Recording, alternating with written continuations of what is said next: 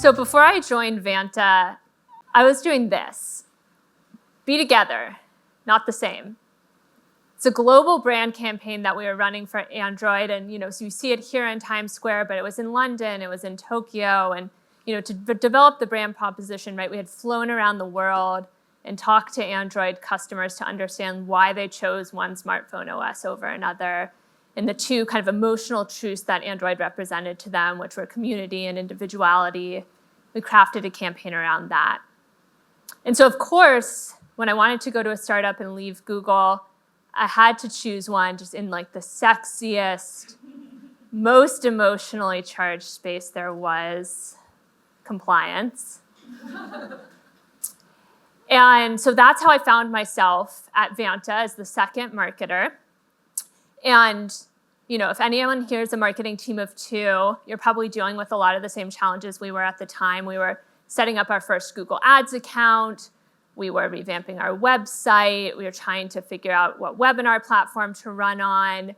And I can tell you that these kind of big, lofty, emotional value props were the farthest thing from my mind 6 months into the job.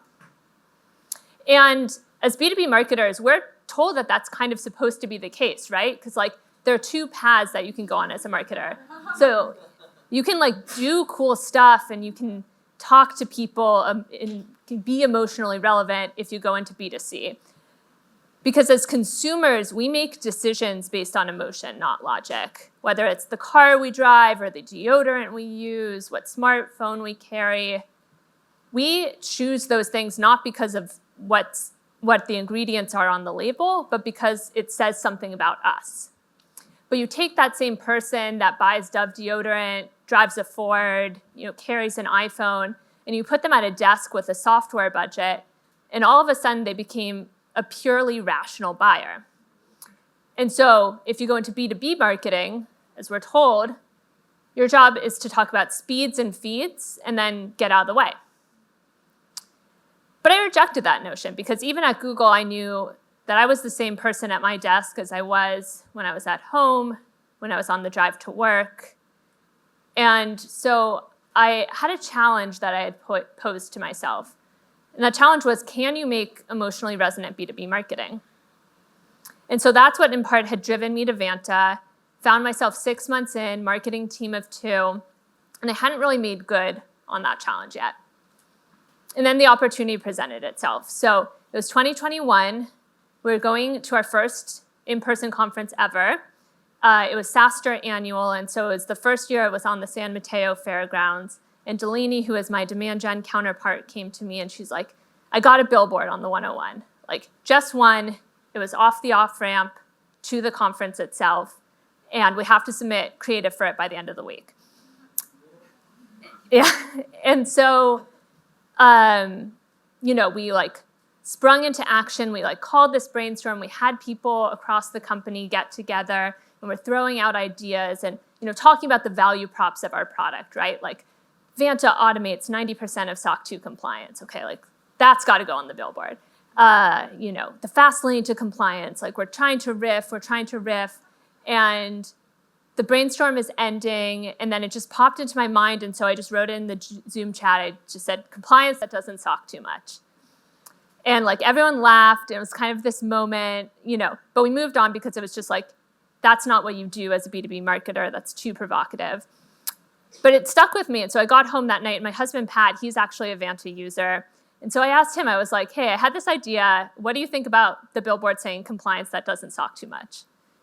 And he laughed, and he really liked it.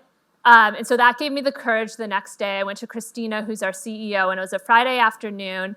And I asked her, I was like, what do you think about compliance that doesn't SOC too much for the billboard? And she got a little quiet and a little pensive. And she was like, let me think about it over the weekend. I'll get back to you. Thankfully, I didn't have to wait till Monday because I woke up to a Slack message from Christina on Saturday morning that just said, it's great, let's run it. And so we did. This was our first billboard, again, in San Mateo, off of the off-ramp to SaaStr Annual. And we put it up. We got to the conference. We were manning our booth. You could see us in that dorky picture that I showed up top. And, we had all the trepidation and feelings that you get going to an in-person event. We're kind of waiting to see if anyone would notice it. And then that same day, it just went viral. And there were all of these tweets online, people who, loved the SOC 2 billboard. People were coming up to our booth saying like, oh yeah, I got SOC 2 manually at a previous company. Like, I know how painful it is. I love that you guys are poking fun at it. We had auditors posting about it in auditor Reddit channels, which to the earlier conversation, like there's a Reddit subthread for everything. And it's just like this immediate groundswell. It was clear we hit a nerve. But it didn't really stick with us until 2 weeks later when the CTO of what became our largest enterprise customer at the time, he was driving down the 101. He saw our billboard. He laughed to himself. He had gotten SOC 2 previously. He knew what a pain it was. But he got home, he Googled Vanta, set up a demo. A few weeks later, they became our largest customer. And they're still with Vanta today. They started with SOC 2, and now they use almost every product we offer. But it was an example to me, and it was something that I knew intuitively but had to relearn, which is that it's emotion and not logic that's really the shortcut between awareness and action. Because we saw people in the blink of an eye, literally in the time it took to drive past a billboard on the 101, not just learn about Vanta, remember our name, but actually take action on it. And, Vanta is not the only company to figure this out, obviously. As I said before, a lot of consumer brands do this as well. But once we realized that this, for us, could be such a differentiator, we doubled down. And so now we're really known for two things from our brand. The first is Ilma. She's our guard llama that guards over our 7,000 plus Vanta customers. And the second is our wordplay and puns. So on the right, you'll see a billboard that we have live in London right now. It says security questionnaires, piece of cake with Vanta. If you're a security professional, you would know that CAIQ or CAIQ is the most common format of security questionnaires that they get. And we've not only done this at the kind of top of funnel brand awareness stage, but we've really combed through every step of the funnel, every touch point you have with Vanta, from our sales team to how you feel at renewal, to think about how we can inject more delight into it. And we've developed a brand proposition that we call Trusted Experts with a Wink, which is how we like to show up to our customers everywhere they are. And so we realized that emotion solves deeper challenges than just awareness. It's great for the billboard, but it's also something that you can inject in every stage of the funnel and within the product itself. So I'll share another example of a product that I think has gotten that right, specifically for driving product adoption. If you're an Asana user, you know this screenshot. These are Asana celebration creatures. And if you complete a milestone or complete a task in Asana, you see this little narwhal or this little unicorn fly across the screen. And it takes that feeling of like crossing something off of a to-do list, which I'm literally the person that, if I have a weekend to-do list on paper, I'll write things that I already did so I can cross it off and like just get that satisfaction. But it takes that to just like a level 10. It's so delightful. My team loves using it, not because Asana is the most feature complete task tracker on the market. Frankly, I don't know if it is. We've never done, it is. Okay, great, there we go.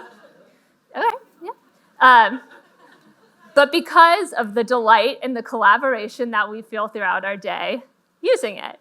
And a little known fact is that these celebration creatures were introduced as an April Fool's joke in about 2010 or so. So again, similar to our billboard, very low stakes, very low cost to entry, didn't know whether it would stick or not. But when you do something that is emotionally resonant with your audience, you'll know immediately as to whether it hit or not. And so that's a product example. Again, the kind of top line is that emotion is not just the brand team's job. If you're a product marketer in the room, it's not like something you can offload to someone else. If you're an analyst relations, same. It's every person's job to make sure that emotion is coming through.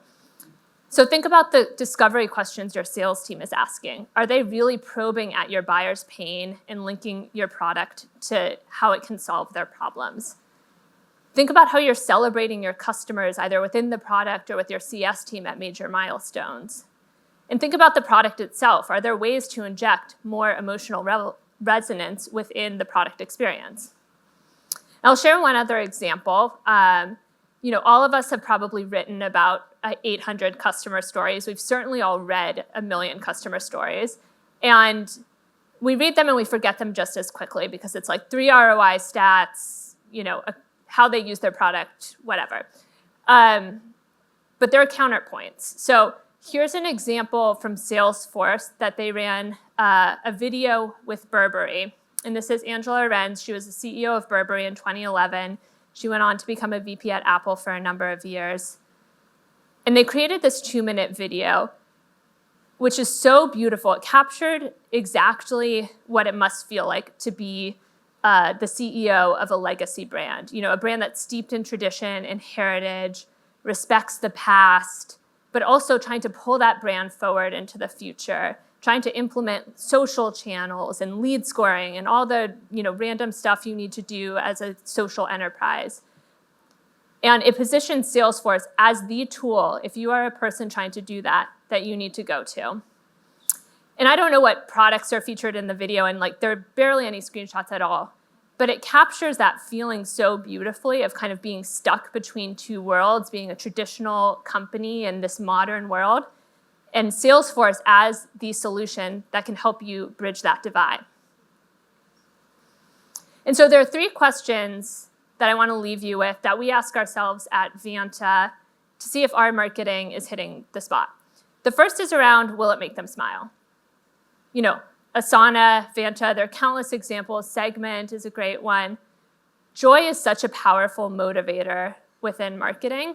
And if you can make someone smile, you've already created such a great connection with them, even before they've kind of established a need for your product.